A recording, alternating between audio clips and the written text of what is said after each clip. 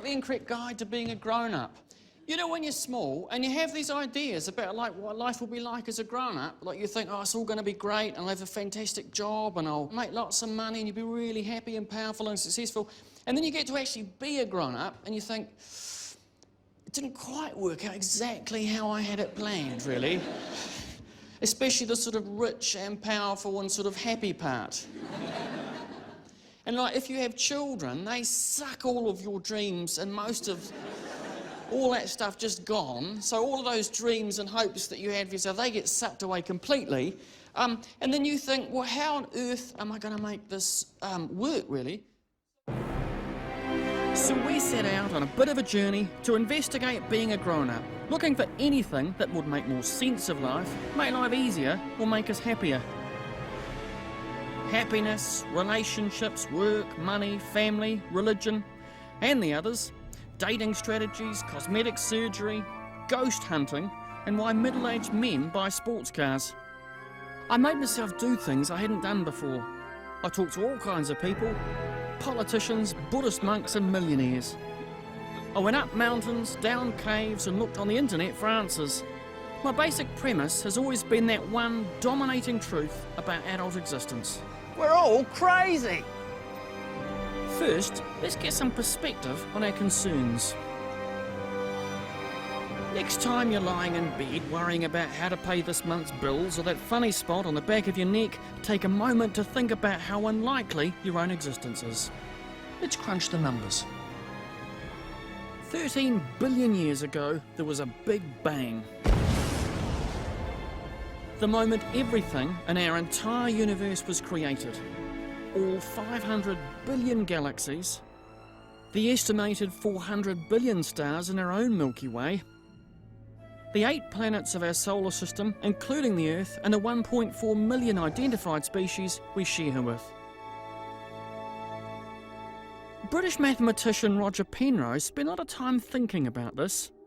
After taking into account all the variables since the Big Bang, he calculated the odds of our existence at 10 to the power of 10 million to 1 against.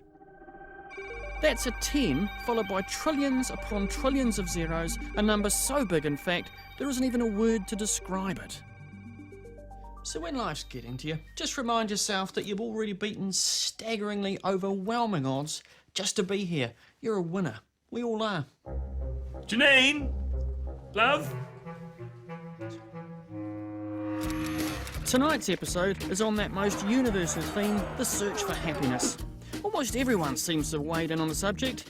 Buddha was predictably sagacious. Happiness comes when your work and words are of benefit to yourself and others. Life, liberty and the pursuit of happiness is one of the most famous phrases in the United States Declaration of Independence.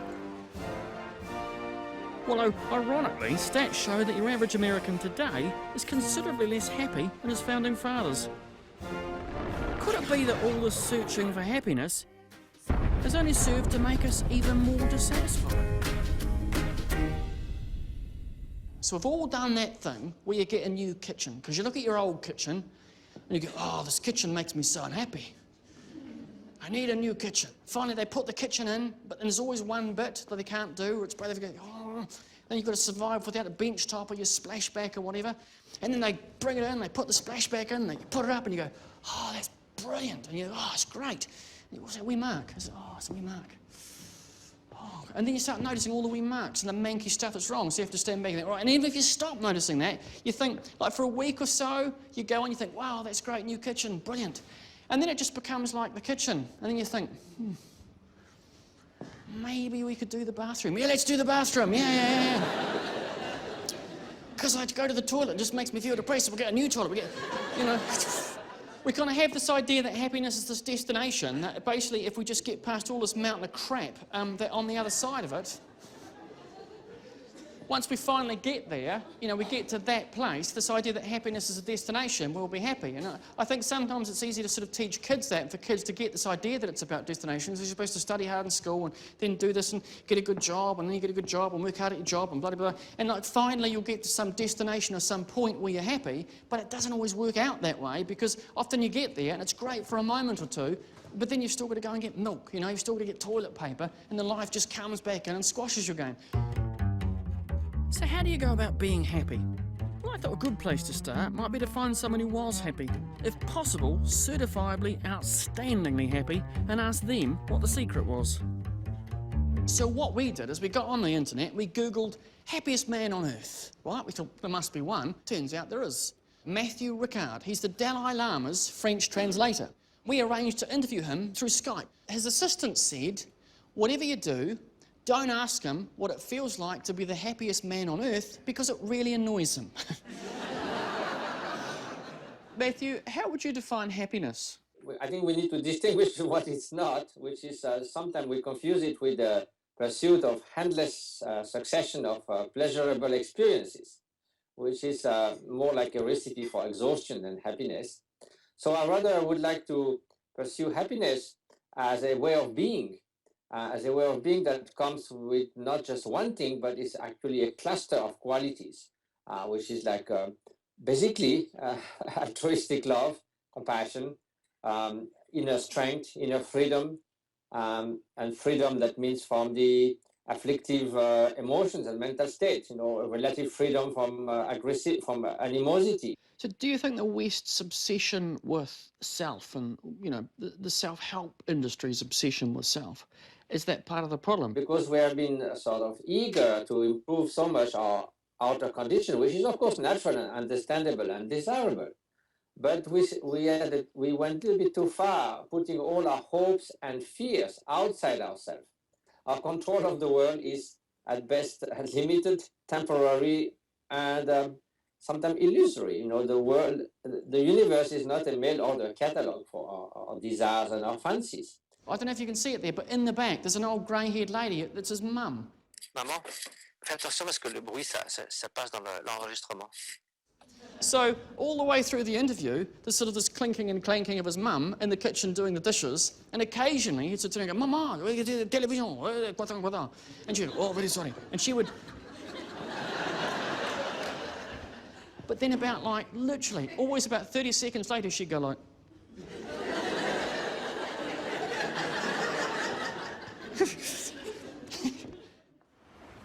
I think one of the most interesting points that Matthew made was the difference between real happiness and temporary sensations of feeling good, like we might get from eating an ice cream or shopping or watching telly. They're experiences or emotions which come and go, but they aren't real happiness. I felt I had a handle on what happiness wasn't, but I wasn't much closer to finding out what happiness was. I suppose feeling content with yourself, having a job that you enjoy, having people in your life that are fun and that you enjoy spending time with. I don't think there is real happiness as such. It's just feeling good. Bottle of scotch, a little bit of Nicky, and a cute pair of underwear. Mine or his, doesn't matter. I'm actually wearing her underwear at the moment. Yeah, he's got my tea bags on.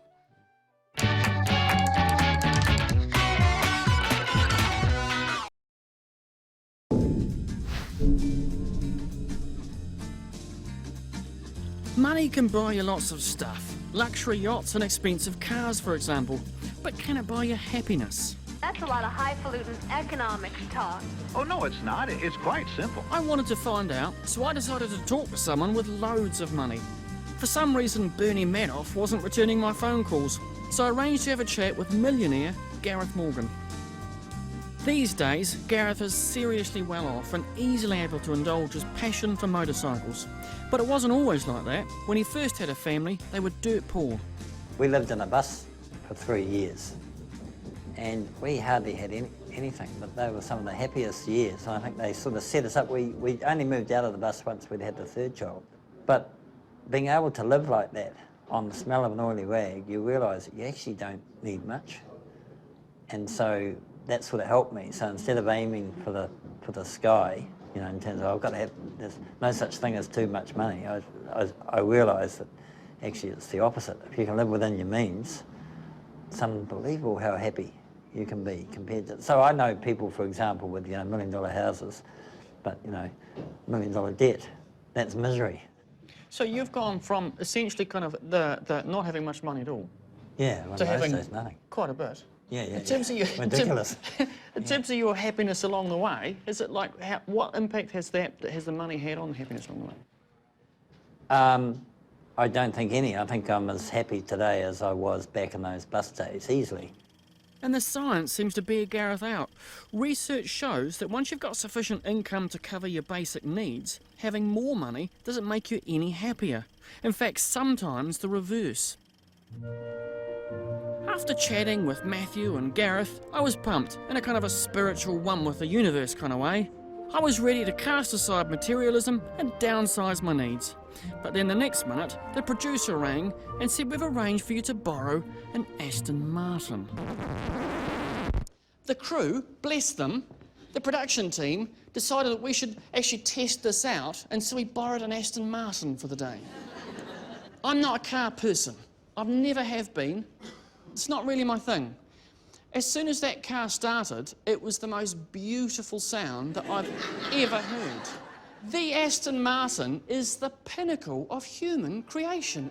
It was fantastic. The car was beautiful. It made me outrageously happy, which surprised me because I've always had the view that things can't make you happy, but it really did. And then we had to give the Aston back and I had to drive home on my manky old Nissan. With bits of Lego and slaters and it caused me quite some quandary. Like, for a number of days, I was quite upset because this thing costs about, I think it's about $375,000, right, for this car. I've always said to myself, if I had an abundance of cash, if I had that much money, I could not conscience spending that on a car, what with all those starving little children in Africa. I would buy myself a nicer Nissan than the one that I have, for sure. And then I should give the rest to those little children in Africa. As I was driving my Aston around, I thought, well, I mean, there's degrees of starving, isn't there? I mean, you know, and isn't it good for them to have, like, an aspirational goal? So could I not send them, like, a picture of me in my Aston so they'd have something to strive for, you know? My 8-year-old came up with a solution. I said, I'd love to get an Aston Martin, but then we'd have to sell the house and use all that money to buy the Aston Martin, and then we'd have to live under a bridge. He went, oh, that'd be all right. We went to see this Buddhist nun who was lovely, and I said, as amongst the many things that I talked to her about, I said, I have this Aston Martin problem because I didn't think things could make you happy, and then I drove one, and it was lovely, and it made me really, really happy, and now I'm driving my Nissan, and it makes me very sad. And I feel like Gollum from Lord of the Rings. My precious, my precious. I find myself outside just licking the gate. Come to me. It hurts me on the inside. I miss it so much. And she said this thing. She said, Buddha's got no issue with Aston Martins. And I thought, oh, thank God. The Buddhist I took my Aston Martin problem to was Jang Chubb. I asked her about my issue with materialism. I think that people have been captivated by believing that what is worthwhile and what creates happiness is based on external phenomenon. You know, if I get a better car, if I have a better house, you know, for 10 years I've been married to a meat eater, now I want a quiche eater. You know, all of those things, as people change their perception, they also change their goal orientation. And I think what's happened maybe a little bit more so now is that people's orientation is geared to the collectible items. You know, feeling really good and having things that offer you pleasure. You know, in Buddhism we say one should not be attached to poverty, but one should not be attached to wealth.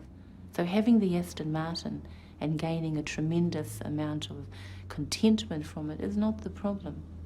But believing that your contentment is due to the Aston Martin and then not wanting to part with the Aston Martin, or having the kids draw on the Aston Martin. The Aston Martin in itself doesn't say love me. It just is an Aston Martin, isn't it?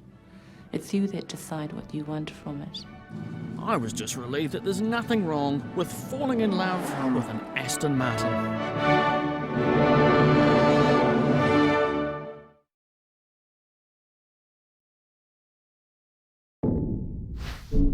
Happiness isn't external, it's internal, and scientists have found the part of the brain involved. The left prefrontal cortex lights up when people are feeling good. Research also shows that 50% of our experience of happiness is actually genetic. Some of us just seem to be born happy. 10 to 20% is due to circumstances, but a whopping 30 to 40% is due to the way we think.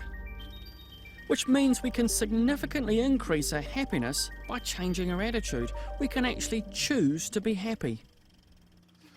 But if you're going to start, the sooner the better. Happiness is a habit. So seize the day before you run out of time.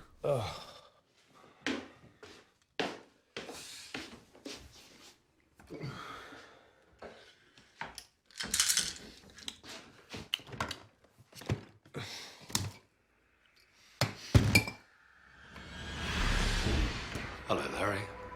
Hi, Jack. Jack? You... Dad? You can say it, Larry. We are family. Calm down, Larry. I'm not going to hurt you.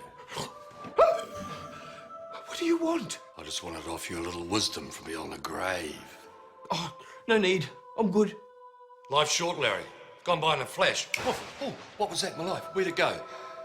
Don't waste it stressing over the little things. Oh, is that the time?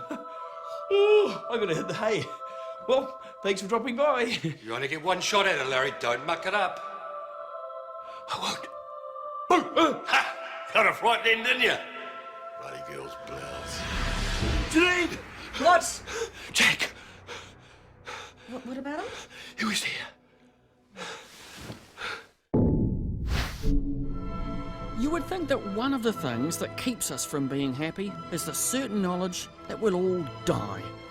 Not necessarily. According to a recent study, volunteers asked to consider their own mortality actually felt happier, not sadder. It seems that thinking about the big picture is good for our mood. Getting away from our own concerns and doing things for other people also seems to be good for us. Like, if you do nice stuff for other people, you feel happy. And if you think about your life, those times when you've actually just done some selfless, nice thing for someone else, it just feels nice. It just does. It feels nicer than, and in a different way, than when you get your flash new car, or you knew this, or you knew that. Like, those acts of kindness for other people, they do feel quite nice. The problem is that for most of us, it's quite hard to sort of do that on an everyday basis in your life. But it's interesting to know that good deeds do make you feel better. Deliberately focusing your attention on the here and now is called mindfulness. It's a meditative art that's been practiced in one form or another by both Eastern and Western religions for centuries as a way to find inner peace. Our Buddhist friend Jang Chub had an interesting way of talking about it. She said, "No one ever drinks a cup of tea." I thought, well, they sell a lot of tea at the supermarket, so someone's doing something with it, aren't they? And what she said was, well, what I mean is that no one ever just drinks a cup of tea. Like, people drink a cup of tea, but they're always thinking about something that's just happened or something that's going to happen, worrying about this, worrying about that, and we're never just still and present in the moment. And if you think about your life, like times when you've actually felt quite content and quite happy, it's not when you're spinning about something. It'll be, I would imagine, sometime where it's quite kind of still and quiet and you're just in the moment. It might be watching your kids play, or obviously that's not all the time, but you have occasional rare moments of watching them play where it is quite lovely. Or it might be on a beach or walking through a forest, or it might just be sitting at home or looking at a painting or something. But it's just that experience of actually just being right there in the moment, not doing anything else. That feels quite nice. And in our sort of busy world, we often don't do that. You know, we're thinking about the drains that are blocked and we've got to get that done and this is done and, you know, blah-de-blah-de-blah. So we're constantly sort of polluting the moment. This stuff actually does work. mindfulness practices are now being adopted by modern psychologists to help treat a variety of mental and physical conditions. As well as making you happier and less stressed, there's evidence that it also helps with learning and memory. And MRI scans have shown distinct changes in the brains of test subjects before and after mindfulness meditation. But you don't have to sit cross-legged wearing an orange bedspread. Any activity that helps to focus the mind on the here and now can help you reach the required meditative state. But don't expect to be happy all the time. I think it would be annoying to have someone around you that was happy all the time. I know. That would get on my nerves. I know, just imagine if you had a really crap day and you see this hyperactive person going, yeah! My theory on happiness is that how much happiness you can have depends on the highs and lows. Yeah, you have to have your ups and downs to appreciate it, don't you? Yeah, you just can't be happy all the time. I mean, everyone would think you're a nut job. So in summary, what have I learned? You can't avoid life's ups and downs, but remember, nice things are okay, but they're just things. Money doesn't make you happy, but living beyond your means will certainly make you miserable. Doing things for other people will make you feel better than doing things for yourself. If you can, try a bit of mindfulness. But be warned. There is no quick way to being happy. Like, there's no 30-second abs of happiness. We all like to think there is, but there ain't. You know, like, that's not the little machine that makes your bottom wiggle and makes you happy. Ultimately, what it's about, I think, is just about relaxing. It's having a cup of tea, really. That's it. So good night, good luck, enjoy the ride as much as you possibly can.